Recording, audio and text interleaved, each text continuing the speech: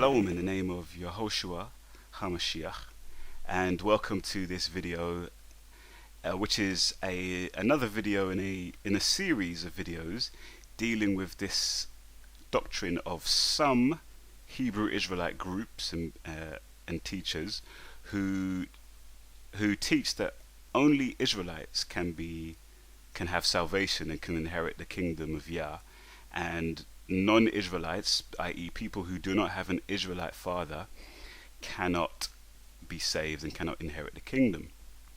I've got various other videos on this issue. This is just a real quick video concerning a scripture that I was reminded about the other day, and I just want to share with you today. This concerns the prayer of King Shlomo, or King Solomon, and this is when he's built the temple in Jerusalem, and he's praying to the Most High Yahweh. And I just want to take a look at what he says in this prayer. We're going to start from verse 26, and let's read what he says. He says, "And now, O mighty one of Yisrael, please let your word come true, which you have spoken to your servant Dawid, my father. For it is true, for is it true, the mighty one dwells on the earth? See, the heavens and the heavens of the heavens are unable to contain you. How much less this house which I have built? Yet shall you turn to the prayer of your servant and his supplication, O Yahweh, my mighty one, and listen to the cry and the prayer which your servant is praying before you today. For your eyes to be open toward this house night and day, toward the place of which you said, my name is there, to listen to the prayer which your servant makes toward this place."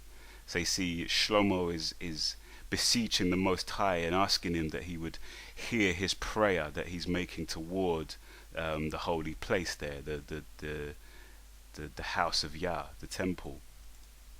Verse 30, "Then shall you hear the supplication of your servant and of your people Yisrael when they pray toward this place, and when you hear in your dwelling place in the heavens, and shall you hear and forgive?" So see, he's basically he's beseeching Yahweh that he would hear the prayers of him and the children of Yisrael whenever they pray toward that holy place, showing that when the children of Yisrael prayed, they were to turn to the temple, turn to the holy place.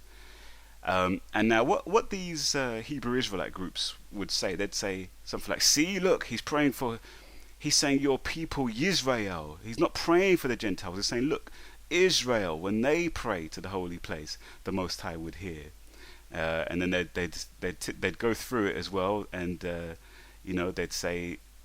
go to verse 34, and they'd say, look, see, it says here in the heavens, and forgive the sin of your people Yisrael. It's not talking about the Gentiles, only talking about Yisrael, and so on and so forth. They'd go through again here. Shlomo says, "Forgive the sin of your servants, your people Yisrael," etc., etc. And this is the way that they go through the scriptures, and to try and teach that only Israelites have any part with Yah. But let me show you something in verse 41. That Shlomo prays. Have a look at this. He says, "Also concerning a foreigner," hello, a foreigner, that's a non-Israelite. But you see, one of these Hebrew Israelites would say, no, that's talking about an Israelite who has become like a foreigner. They're living as a foreigner, but really they're an Israelite. But that's not what Shlomo says. Shlomo says, "Also concerning a foreigner," Hebrew word nokri, "who is not of your people Yisrael." So Shlomo is praying for the non-Israelite here.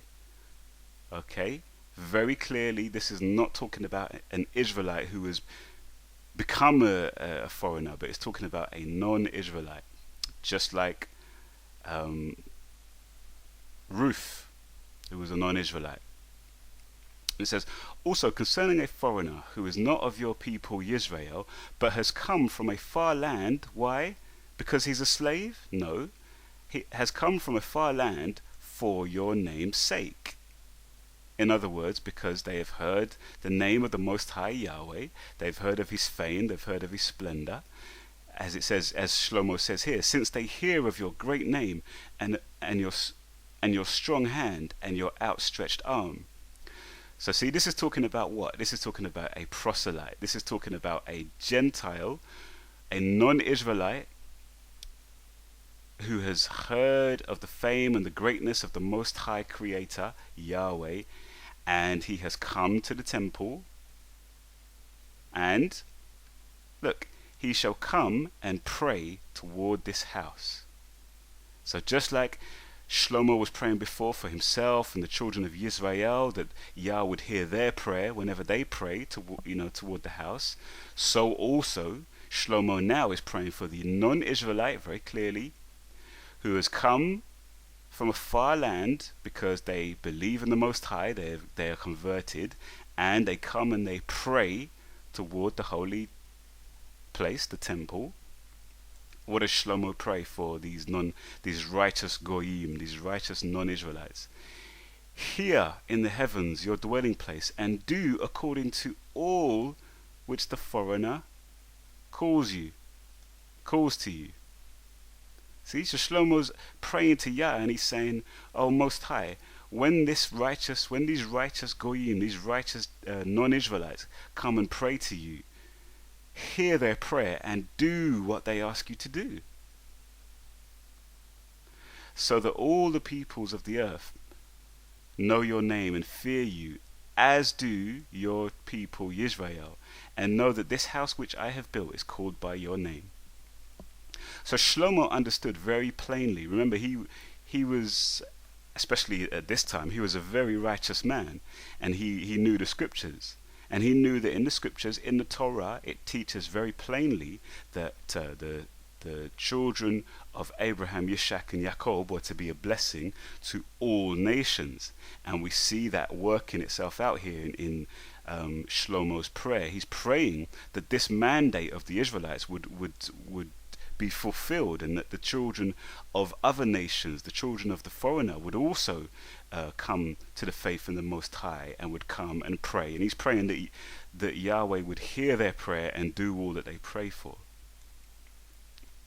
Now this makes no sense whatsoever if, as some of these Hebrew Israelites teach, if it's the case that such a person, a non-Israelite, the child of a non-Israelite, cannot be saved and cannot inherit the kingdom, why on earth is Shlomo praying for them? And why on earth is he saying that they're going to come and they'll pray toward the house? And why is he asking Yahweh to hear their prayer and fulfill everything that these foreigners pray to be done? It just makes no sense.